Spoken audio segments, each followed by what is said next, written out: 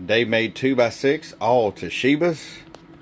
It's got a 100 amp BM technology supply here. It's actually 120 amps, 14.2 volts. Stock Cobra 29. Gonna be hitting it. 1000 watt slug average, 2500 watt peak. Key at about 400.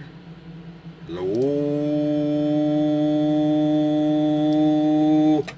600 bird, 1500 peak. Roll it up to 15.5 or so. Low about 700 bird and 1750 peak. 16.8 volts. Low. Drops to 15.7 because really this is not enough supply to run it.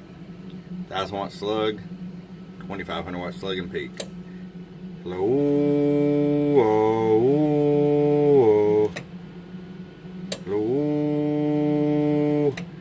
Over I don't know, 700 average and 2000 peak.